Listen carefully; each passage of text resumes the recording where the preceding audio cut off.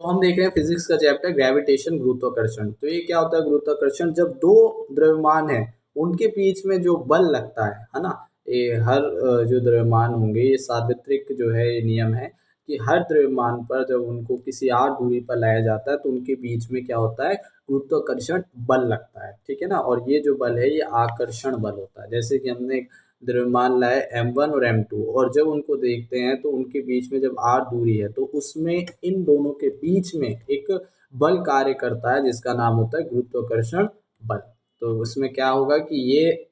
F1 जो होगा उसके कारण टू, यानी F1 टू लगेगा जो 1 पर 2 के कारण बल लग रहा होगा, और F21 लगेगा 2 को 1 के कारण बल। तो वस्तु 1 पर 2 के कारण बल और वस्तु 2 पर 1 के कारण बल। तो जब हम ये दोनों जो होंगे ये आपस में बराबर होंगे बल, बस इसको क्या है ये विपरीत लग रहा है तो माइनस का एक हम कर देते हैं बल को। अब ये गुरुत्वाकर्षण का सार्वत्रिक नियम देखेंगे हम, यानी कि यूनिवर्सल लॉ ऑफ ग्रेविटेशन, यानी अब लॉ देखेंगे क्या है कि हमने देख लिया कि इस ब्रह्मांड में क्या है कि प्रत्येक पिंड पर दूसरे पिंड को आकर्षित करने के लिए जो है हर उसमें बल लगता है, गुरुत्वाकर्षण बल लगता है। ये क्या होता है, ये बल जो होता है वो m1 और m2 जो द्रव्यमान है उसके समानुपाती होता है, उन दोनों के गुणनफल के, और जो इनके बीच की दूरी है उसके व्युत्क्रमानुपाती होता है। ठीक है ना, और इन ये जो है ये किस पे रखता है, ये दोनों जो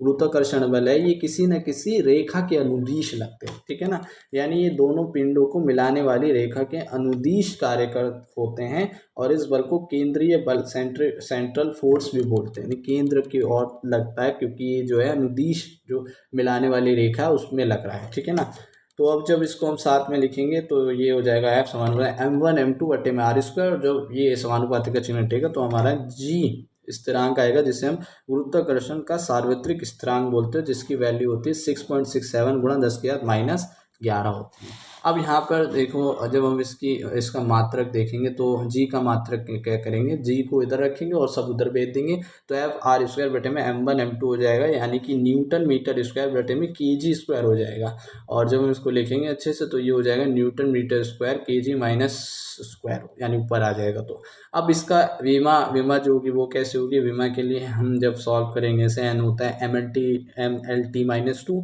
और जो हमारा मीटर है वो L स्क्वायर हो जाएगा, और इसी तरह से kg माइनस का है तो वो m-2 हो जाएगा। तो सारी चीज़ें जब हम सॉल्व करें तो होगा m-1 L3 T-2। अब हम कुछ पॉइंट देखेंगे कि यह केवल आकर्षण करता है, आकर्षित बल है, यह सबसे कमज़ोर बल होता है। ठीक है ना, और इसका जो परास है, रेंज है, वो सबसे ज़्यादा अधिक होती है, यानी प्लैनेट के बीच में भी जो है वो सूरज और जो पृथ्वी उनके बीच में भी जो बल है वो क्या है, गुरुत्वाकर्षण बल लगता है। ठीक है ना, यानी कि इसकी जो रेंज है बहुत अधिक है। और ये सदिश जब हम अलग अलग बल होंगे, बहुत से पिंड होंगे और उनमें लग रहा होगा गुरुत्वाकर्षण बल हमें निकालना होगा, तो उसको हम कैसे जोड़ेंगे, सदिश योग के नियम से हम नेट बल निकालते हैं। ठीक है ना, अब त्वरण क्या होता है, गुरुत्वाकर्षण त्वरण, ग्रेविटी एक्सिलरेशन। ये क्या होता है, जब कोई वस्तु जो होती है पृथ्वी के अधीन गति करती है, यानी कि फ्री फॉल गिरती है पृथ्वी पर, तो हम उसमें क्या निकालते हैं, फ्री फॉल निकालते हैं। और जो उस पर जो त्वरण, यानी जब वो गिर रही होती है तो उसमें समय के साथ जो है उसके वेग में परिवर्तन होता है, जो त्वरण होता है, तो उसमें जो परिवर्तन यानी जो त्वरण होता है वो कौन होता है, वो सीधा सीधा हमारी ग्रेविटी काम करती है, जी काम करता है। और ये जी को है किस तरह हम इसमें जो बल है उसको हम निकाल सकते हैं, जो इनके बीच में बल है। तो हमने F इजिकल टू एम में जो हमारा एक नियम है न्यूटन ने दिया था, तो उसको हम जब लिखेंगे है ना, तो यहाँ पर त्वरण की जगह जी आ जाएगा, और जब ये फ्री फॉल में जब ये होगा एम जी लग रहा होगा ना उस जो हमारी वस्तु है उस पर। ठीक है ना, तो यहाँ पर हम देखेंगे जब हम इसको जी के उस एफ के उसमें लिखेंगे, क्योंकि एफ क्या होता है g m1 m2 बटे में r स्क्वायर जो हमने लगाया। तो इसमें जब हम इसको लिखेंगे है ना, फ्री फॉल वाली इस कंडीशन को, तो ये हो जाएगा जी, और हमारा एक अर्थ है, अर्थ के ऊपर देखें तो वो कैपिटल एम है उसका द्रव्यमान, और एक हमारी छोटी वस्तु है स्मॉल एम है, और उसमें जो दूरी है वो कितनी होगी, देखो भाई जब वो गिर रहा है तो एक तो उसकी h दूरी हो जाएगी। ठीक है ना, और एक पृथ्वी की त्रिज्या की भी दूरी है, उसको भी हमें लिखना पड़ेगा r। ठीक है ना, तो इसको हम आर ई भी कर सकते हैं, अर्थ की जो त्रिज्या उसमें लिखने के लिए। तो g m1 m तो हो गया हमारा अर्थ का, और m स्मॉल वाला यानी कि जो हमारी वस्तु है, और बटे में दूरी जो है r पृथ्वी की त्रिज्या, और प्लस जो हमारी वस्तु की जो हाइट है वो है ना, और स्क्वायर उसका हो जाएगा। अब समीकरण एक बराबर समीकरण 2 कर देंगे, क्योंकि वो भी F बराबर mg है और ये भी F बराबर जो हमने जी एम और बटे में हमने R और H स्क्वायर जो हमने निकाला है उसको जब हम करेंगे, ठीक है ना, और तो हमारा आंसर जो आएगा G इज इक्वल टू में हमारा निकला M से M कट जाएगा, तो जी एम बटे में R प्लस H स्क्वायर हो जाएगा, ठीक है ना। ये R जो किसकी त्रिज्या है, पृथ्वी की त्रिज्या है। अब यहाँ पर देखो पृथ्वी की त्रिज्या है यानी कि बहुत ज़्यादा अधिक होगी, ठीक है ना, बहुत ज़्यादा अधिक है। और जहाँ पर जो H हमारी जो वस्तु की त्रिज्या यानी कि वस्तु की जो हाइट है वो बहुत कम है, तो उसको हम नगण्य मान लेंगे, तो यहाँ पर वो 0 हो जाएगा और यहाँ पर जो हमारा आंसर है वो आएगा जी एम बटे में R स्क्वायर, ठीक है ना, यानी पृथ्वी की त्रिज्या R के उससे। अब जो हम G का मान इससे निकालते हैं वो कैलकुलेशन करके, ऐसे G का हमें मान पता है हमें जो 6.6 में 10⁻11 थी, M का जो है यानी कि जो पृथ्वी है उसका भार हमें पता है, और R जो है पृथ्वी की त्रिज्या भी हमें पता है, तो रखने पर जो है हमारा G का मान निकल आता है इससे 9.8 मीटर प्रति सेकंड स्क्वायर। यानी कि अगर कोई भी वस्तु है उस पर जो पृथ्वी जो है ग्रेविटी जो उस पर लगा रही है ना, उस वस्तु के ऊपर, तो वो जो है कितने उससे 9.8 मीटर प्रति सेकंड स्क्वायर से, ठीक है ना।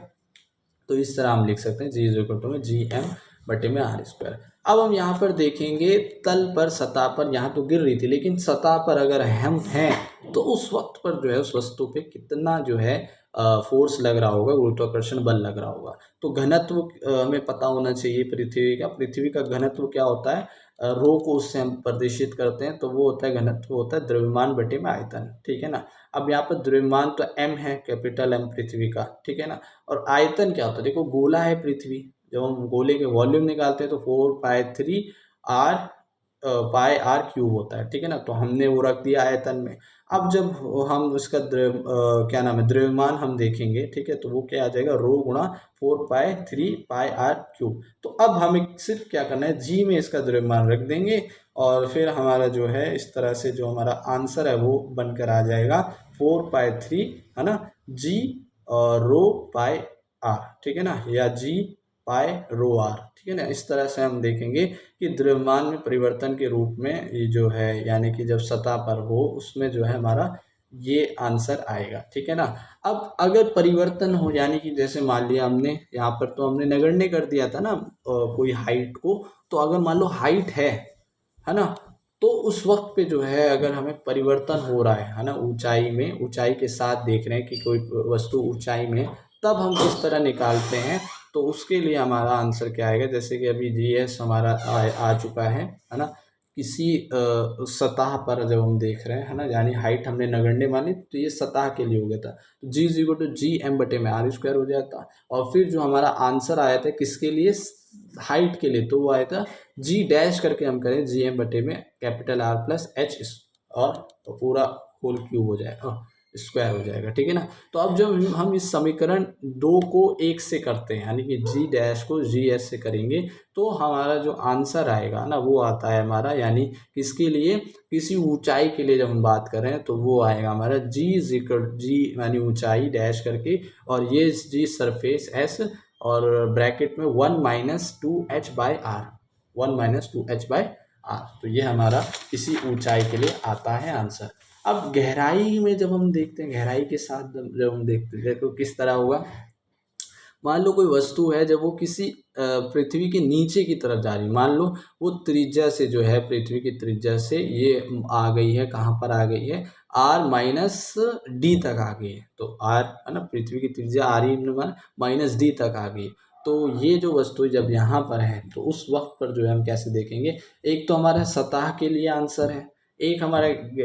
गहराई कह लो, ऊंचाई के लिए था ना, ऊंचाई के लिए आंसर है, अच्छा गहराई के लिए क्या हो जाएगा, RE-d कर देंगे इसी सतह में। तो इन दोनों को जब हम भाग लगाते हैं तब हमारे देखो क्या होगा, जी रो क्यूब जी रो पाई से ये कट जाएगा सारा 4/3 ये सब, और हमारा RE यानी पृथ्वी की त्रिज्या -d जो हमारी वस्तु की जो जहाँ पर यानी कि उसकी दूरी है वो और बटे में RE। तो इस तरह से अगर हम गहराई के लिए निकाला है तो वो भी गहराई के लिए जी हमारा आ जाएगा जी सरफेस और ब्रैकेट में 1 - d/r, ठीक है ना, वहाँ क्या था 2s था बाय r, वो ऊंचाई के लिए था, ये गहराई के लिए 1 - d/r, ठीक है ना, और सरफेस भी रखना है। अब मान लो हम एक वस्तु यानी एक कोई मान लेते हैं हम, कोई हमारा जो है कोई आदमी है, ठीक है ना, और वो आदमी जो है पृथ्वी पर घूम रहा है, पृथ्वी भी घूम रही है। तो जब कोई गोलीय यानी कि वृत्तीय गति करता है, जब कोई गोले में घूमता है, तो वो क्या होता है, कोणीय गति कर रहा है ना, घूर्णन गति करता है। घूर्णन गति क्या होती है, ओमेगा इज इक्वल टू में 2 पाई/टी। तो इस तरह से जब गति हो रही है और वो वस्तु भी जो है एक उस पर गति कर रहा है, उसकी आर त्रिज्या की दूरी है पृथ्वी से, ठीक है ना, और उसके केंद्र से जो हम देखते हैं, यानी केंद्र की तरफ जो है उसमें जो केंद्र की तरफ लग रहा है ना क्या, गुरुत्वाकर्षण बल वो है, वो m द्रव्यमान की वस्तु है तो उस पर g लग रहा है, mg उस पर जो है हमारा गुरुत्वीय बल लग रहा है। तो इस तरह से अगर कोई कंडीशन है तो उसमें हम क्या देखते हैं कि मान लो एक वस्तु है, वो पृथ्वी के एक सतह पर है, वो गोल भी मान लो घूम रही है, ठीक है ना, पृथ्वी भी गोल घूम रही है, ठीक है ना, दोनों का बराबर हो जाएगा घूमना। तो ये वस्तु जो है m द्रव्यमान की, उस पर जी जो लग रहा होगा, उस पर गुरुत्वीय बल लग रहा होगा, तो हमने लिख दिया जो हमारा भार है वो mg है ना। तो उसके लिए जो है